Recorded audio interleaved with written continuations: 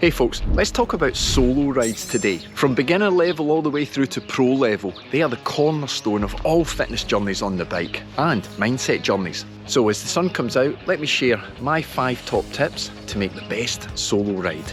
Okay, number 1, I want you to be a weather winner and not a weather wanker. Oh, that's a bit harsh, coach. What I mean is preparation. Now, I'm not going to tell you to wear a jacket, wear appropriate gloves, etc. The weather is the weather. I'm going to get 4 seasons in 1 hour in Scotland, never mind 1 day.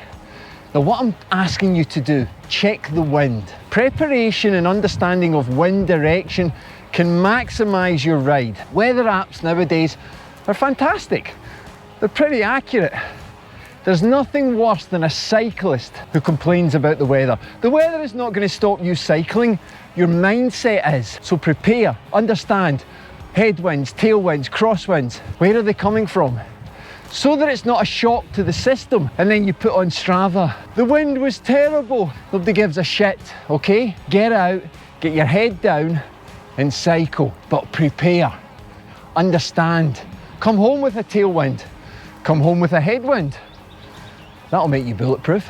Okay, number 2, you're going to tell someone how long you're going to be out on your ride. Yeah, I know you're going solo, Han Solo, Billy no mates, cyclists haven't got friends. That's not true. The thing is, a lot of cyclists become immune to danger. They become immune to things going wrong. But it's really important that every single ride, I don't care what incident detection app you've got loaded up onto your phone or your Garmin, your Wahoo, whatever, tell someone, okay?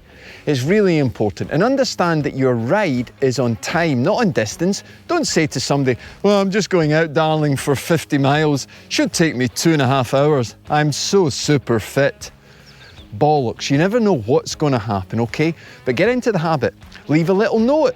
That's my favourite. I write down, because I'm usually up early in the morning when everybody else in the house is sleeping. I'm going out for 3 hours, but I give a window of half an hour. Now, there are occasions when I am a little bit later home than I predict, but I make sure I text or I phone home to explain. The weather is so gorgeous today in lovely Scotland, I'm going to spin for half an hour more. Don't become immune to danger.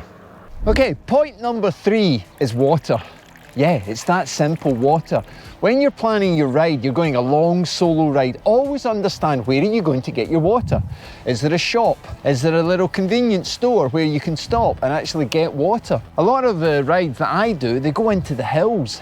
You lose phone signal, so you're not going to get water. I don't want you creating some endurance ride where you're having to drink your own urine. No.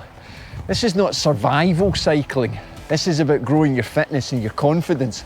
So, plan, prepare where you're going to drink. It's really important, okay? If you're going to run out of water, it's going to turn it into a type 2 type fun ride. Let's not turn everything into type 2. I think I've just swallowed a fly. That's the first one of the season. Protein.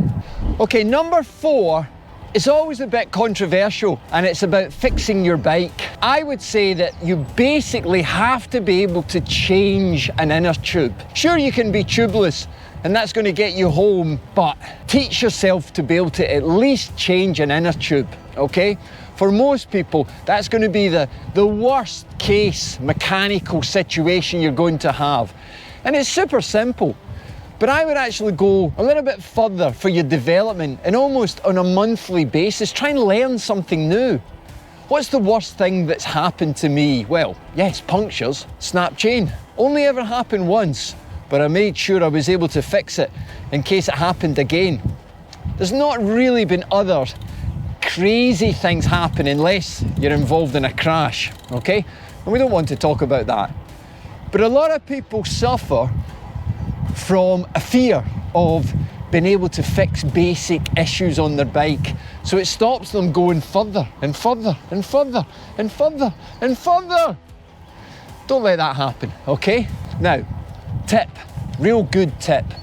Don't carry one inner tube with you, always carry 2. The reason being, if you replace it and pump it up with your hand pump or even a canister that you may have, you're not likely to get the pressure that you would get at home with a track pump, say. So there is a chance that you may get a little pinch puncture.